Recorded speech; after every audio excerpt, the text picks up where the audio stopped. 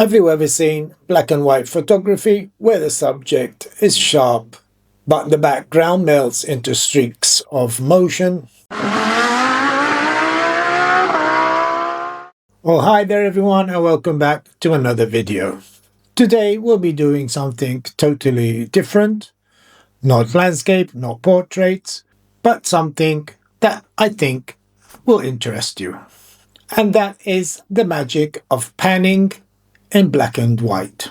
So everyone, in this video, I'll show you how to master black and white panning shots and which camera settings will give you the best results every time.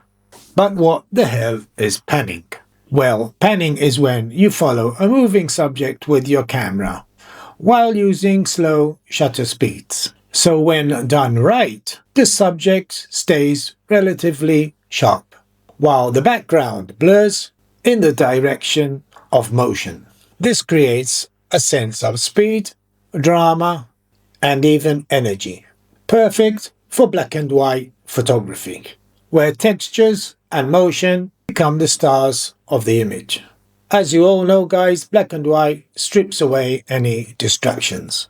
It emphasizes form, contrast, and emotion. When you combine motion blur with monochrome tones, your photo shifts from documentary to artistic interpretation. It's not just about what happened, but how it feels. So everyone, we're going to break down the key settings. Number 1, shutter speed. The sweet spot is usually between 1/115th of a second to 1/60th of a second. Faster speeds freeze too much motion, while slower speeds risk making the subject too blurry. I suggest you start with 1/30th of a second and adjust accordingly. And as we all know, practice makes perfect. Number 2, aperture. Use f8 to f11 in daylight to balance sharpness and depth of field. For low light, open up to f4.5 up to f6. And now for ISO. Always keep it as low as possible to avoid noise, preferably around 100 to around 200 or 300 range. Number 4, focus mode. Use continuous autofocus, AI servo, or AFC according to your camera brand. So your camera keeps locking on to the moving subject. Number 5, drive mode. Switch to continuous burst mode to capture multiple frames as you start panning. Number 6, image stabilization. If your lens has IS or VR with the panning mode, well, turn it on. If not, you may want to turn IS off to avoid resistance. Now, monochrome profile. If your camera allows, switch to black and white or monochrome picture style. Always remember to shoot in RAW so you keep full control in editing. Tips for better panning. Plant your feet firmly and always rotate your body while panning.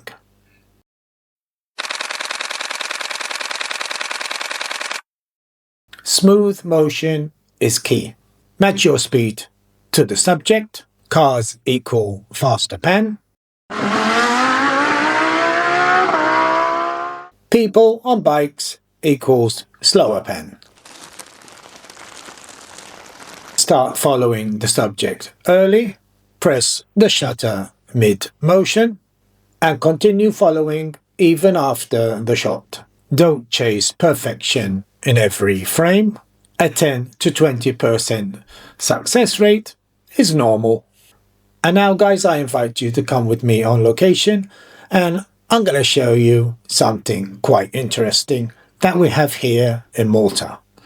And I think you're going to enjoy this. I'm going to drag you along with me on location and I'll show you how fun panning photography can be. Oh, here we are guys in sunny Malta. It's a Sunday morning. And I'm going to show you, like I said in the intro, something quite interesting here. We have quite a few bikers here. Everyone showing off their motorbikes. We have road bikes, naked bikes.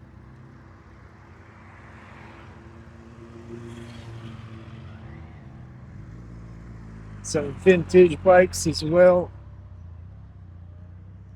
And we have the sports bikes as well. The monsters of speed.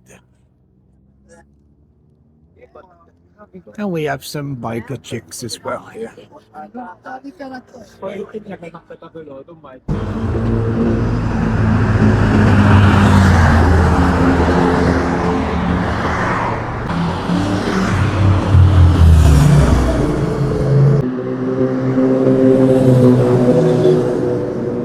Well, I'm going to take out my camera now, everyone. I'm going to try some panic shots.